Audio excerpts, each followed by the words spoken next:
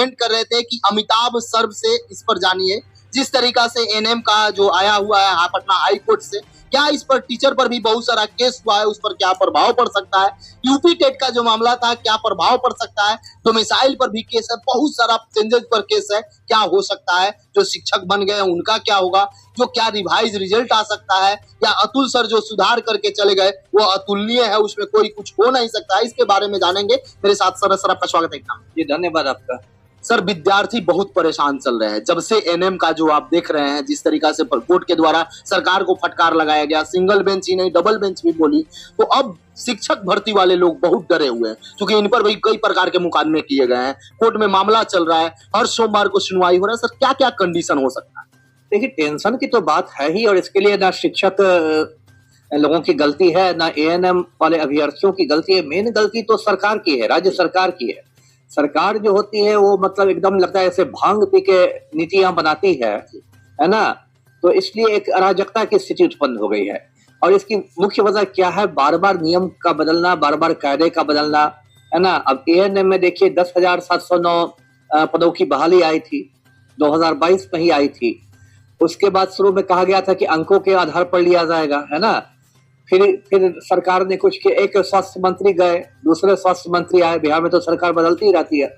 उन्होंने अपना दिमाग लगा दिया, उन्होंने कहा कि नहीं, परीक्षा होगी, उसमें इतने अंक इस पर मिलेंगे, उतने अंक उस पर मिलेंगे, उतने उस पर मिलेंगे।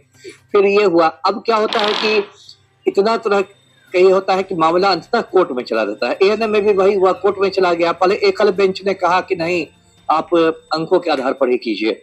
फिर राज्य सरकार ने उसके खिलाफ अपील की, डबल बेंच में चली गई, 2 जजों के बेंच में। 2 जजों के बेंच ने कहा कि नहीं, एकल बेंच ने सही फैसला दिया था। उसने कहा कि जो बिहार तकनीकी सेवा आयोग है उसके द्वारा अंकों के आधार पर ही बहाली होगी।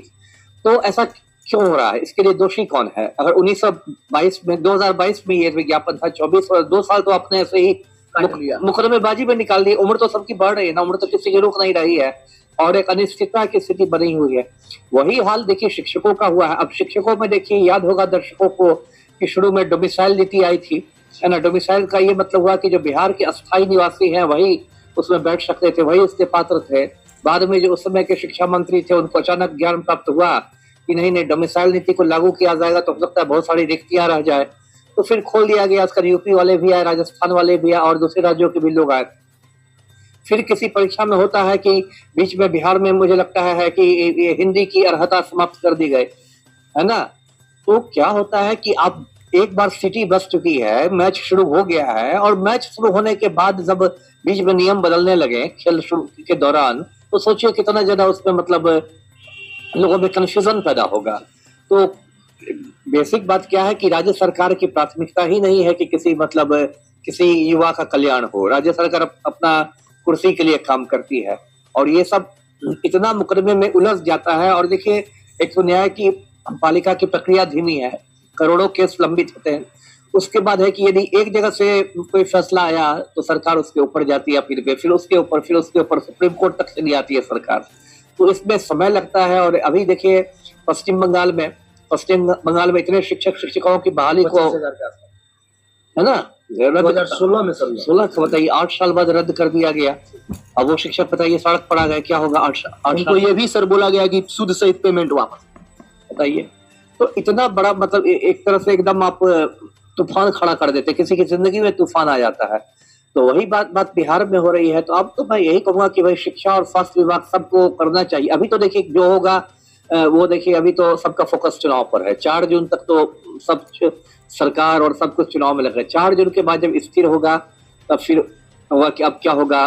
टीआरई 3 की परीक्षा भी रद्द हो चुकी है, 15 मार्च वाली परीक्षा रद्द हो चुकी है, उसका डेट में दिया गया 10-12 जून को निकाला गया। पता नहीं उस पर बीपीएससी कायम रख सकेगा कि नहीं अपने कैलेंडर पर। तो बहुत कुछ देखना बाकी है। लेकिन यही दुख की बात है कि बिहार हो या यूपी हो, हर जगह लोग रायता फैला देते हैं। किसी को कहते हैं रायता फैलाना, कोई चीज सिस्टमेटिक नहीं है। एक पेपर लीक किया, एक अलग तलवार लटकती रहती है, वो अलग महामारी है। एक तो सरकार नियम बदलती है, उस पर से शिक्षा माफिया एक्टिव रहता है। तो अभ्यर्थी जाए तो जाए कहाँ? जी सर, क्या उम्मीद विद्यार्थी करें जिस तरीके से जो जिनका रिजल्ट नहीं हुआ है, एक आध अंक से छटे हैं, क्योंकि इसमें नियम लग गया part 1 cut off, part 2 cut off, part 3 cut off, कई कट ऑफ दिया गया था कि एज वाला बहुत सारा कंडीशन था। वो लोग सोच रहे हैं कि रद्द हो जाए, ये लोग सोच रहे हैं नहीं रद्द हो, क्या क्या कंडीशन हो सकता वही बोले कहा ना मैंने, लोगों के हित भी आपस में टकराने लगते हैं ना, लोगों के हित टकराने लगते हैं। कुछ लोगों की रद्द हो जाए, कुछ लोग जिनको अच्छा जिनका प्रदर्शन हुआ वो चाहते हैं कि अब जब हमने योगदान दे दिया तो अब क्यों रद्द हो। कुछ लोग हैं जो प्रतीक्षा सूची केस में है, अब तो याद होगा तुरंत रिजल्ट।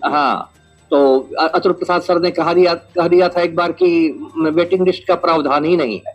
उस समय भी हमने कहा था कि प्रावधान नहीं है तो शिक्षा विभाग से बीपीएससी को पत्राचार करके प्रावधान कराना चाहिए। प्रावधान कराना राज्य सरकार का ही काम है ना, अभ्यर्थी थोड़े खुद प्रावधान करेंगे।